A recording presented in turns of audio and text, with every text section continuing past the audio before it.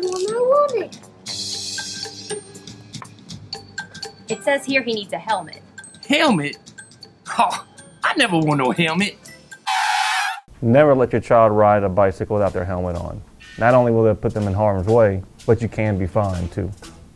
As a law enforcement officer, part of my job is to keep people safe, both on and off a bike.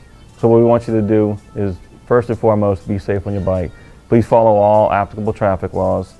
But second of all, have fun. Come on down to our area, be a kid again, explore the sights, see things that you can't see from your car. The first bike trail project that the parish is working on is called Southdown Trail.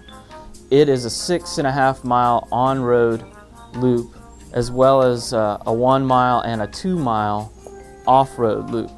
So we start with this 6.5 mile loop, then expand from there. The next project is the West Side Loop, which is about 52 miles, that connects that 6.5 mile loop all the way up to Gibson via Southdown Mandalay Road, across Highway 20 and back down 311 and Bull Run Road.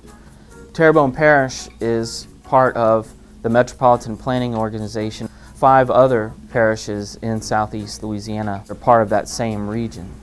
And they too have their bike and pedestrian trail maps and networks. So what we're doing is tying them all together so you don't have just these isolated trails that aren't linked to each other. The great thing about bike lanes and what we have down here, especially with the bike signs for the lanes, are awareness. The main thing we need to remember is that cyclists do have access to the roadways. According to the law, we are seen as a vehicle, which means that we can be on the roadway. Every vehicle going around you on a road has to give a cyclist 3 feet, a minimum of 3 feet. There's also the anti-harassment laws of cyclists. We can also, as cyclists, take some safety precautions. Wearing a helmet, that's the safest and easiest thing you can do. It's quick, you don't even feel it when it's on your head. Wear bright clothing, ride in a straight line, always monitor traffic.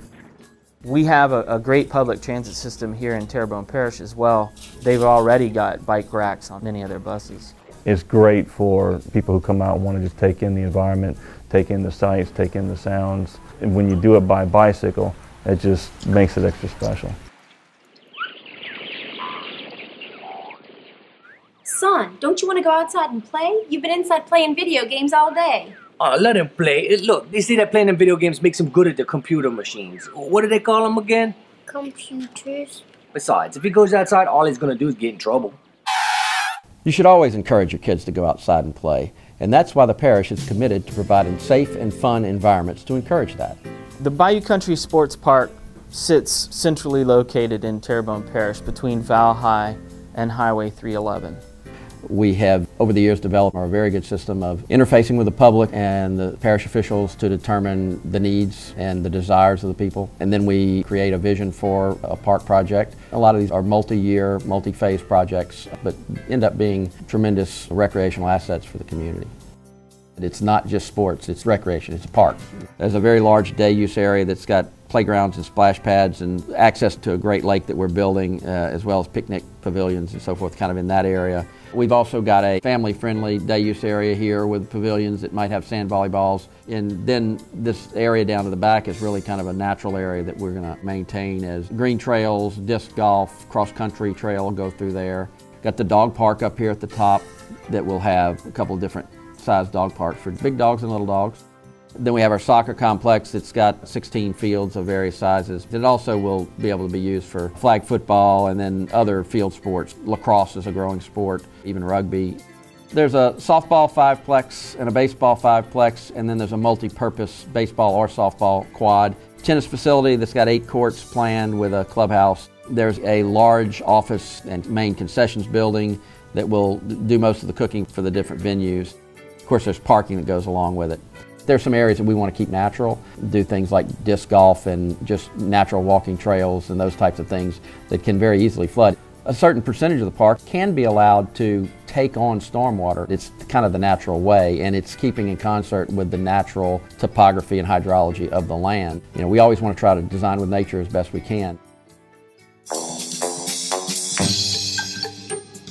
Your mom said we gotta go outside and do something. This should be a lot of fun. My dad used to put me on my skates when I was a little boy. All right, hold on tight back there. Don't ever pull your kid on a skateboard. There are safe ways for your kid to enjoy skateboarding. Skateboarding has been popular since the 1960s, but since the mid to late 90s, really started to see a whole new level of skateboarding. If you don't have a skate park, your city is a skate park. So skate parks began to evolve to recreate the urban environment in a safe, controlled area. You see a lot more kids doing it, adults too, 20, 30, 40-year-olds out there. The council agreed that we needed a park in Terrebonne Parish. The architects came up with a really great demonstration project about reuse and repurposing. We're taking an old shipping container, they've chopped it up and repurposed it as the restroom facility. There's also storage compartments and things like that for the ongoing maintenance of the park. A large area around that with picnic tables and benches and chairs.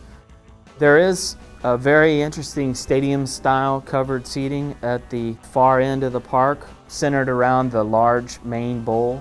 If there's ever an event in the bowl, it provides some great stadium seating so everybody gets a good view of the action.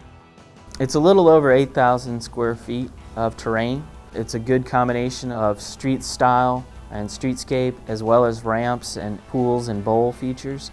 It's set up to have a little bit of a progression.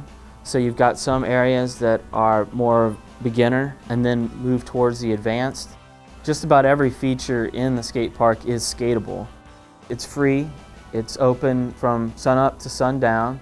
We hope to have our ribbon cutting in December of 2014.